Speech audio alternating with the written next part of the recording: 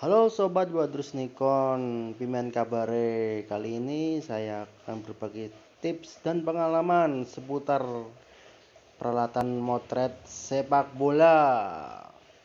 Yang pertama adalah kamera DSLR atau mirrorless seri apapun, baik yang paling murah bahkan paling mahal sekalipun seperti medium format itu bisa.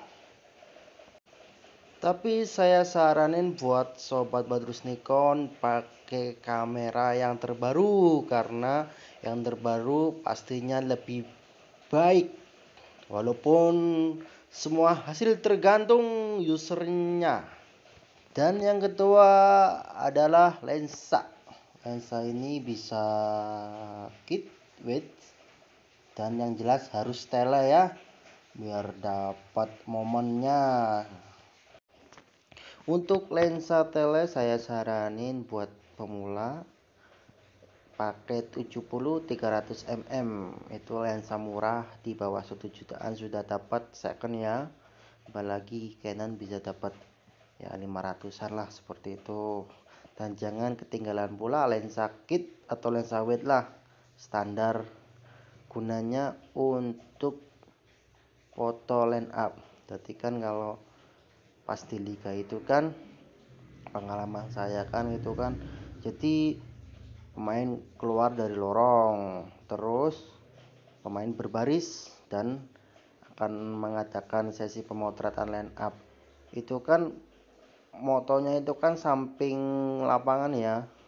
Jadi kalau kita cuman pakai kamera tele atau lensa tele maksudnya, itu halah cuman kelihatan mukanya saja itu. Jadi saya saranin pakai atau bawa lensa kit. Itu kan samping lapangan sesi pemotretannya. Nggak mungkin kan pemainnya kita suruh mundur lagi. Kalau tarkam iya suruh mundur nggak apa-apa lah, kalau liga ya dimalu-maluin lah. Dan yang ketiga adalah memori kelas 10. Buat kalian yang kameranya belum support memori XGD yang harganya jutaan, sebaiknya kalian pakai memori kelas 10, karena kelas di bawah 10 itu tidak rekomen buat motret sepak bola. Contohnya seperti ini, kita kalau pakai memori kelas 10 per detiknya itu kan, contoh per detik kamera kita bisa menangkap 5 frame.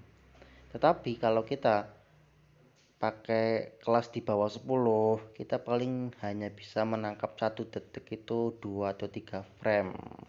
Dan bahayanya lagi kalau kita pakai memori di bawah kelas 10, memorinya bisa hangus atau kebakar data-datanya.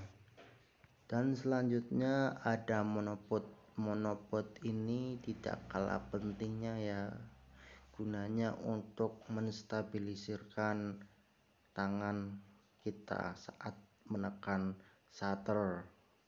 Jadi biasanya kan itu kalau kita pakai tangan ya tanpa monopod itu kan kadang rawan goyang. Kalau pakai monopod agak mendingan lah, terutama untuk kamera-kamera atau lensa-lensa yang berat. Itu harus diwajibkan monopod. Yang kelima ada baterai cadangan.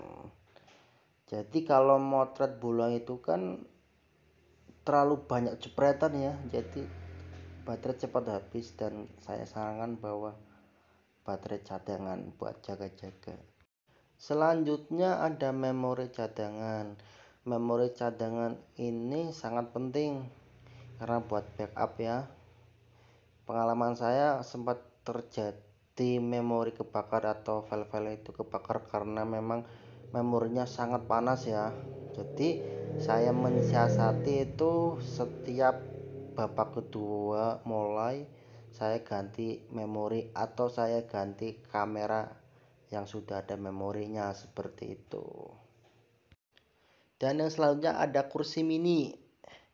Jangan sepelekan kursi mini ini ya. Kalau kita motret di tarkam atau pedesaannya itu sih nggak bawa kursi mini mungkin tidak jadi masalah. Tapi kalau kita motret di event resmi atau liga ya, wah itu jadi perhatian harus. Jadi pengalaman saya pas motret di liga itu kan, depan kita tuh kan ada papan iklan ya, setingginya mungkin bisa sepaha itu. Jadi kalau kita nggak bawa kursi mini ya kita berdiri. Kalau kita berdiri pun hasilnya kayaknya gimana ya, masih enakan agak ke bawah lagi seperti itu. Dan yang terakhir ada jas hujan payung atau waterpot buat lensa saya. Ini benar-benar penting sekali ketika kita motret di musim penghujan. Jadi kalau kita nggak bawa payung dan atau waterproof kamera ya, itu bungkus kamera lah, itu walah kita bisa nangis.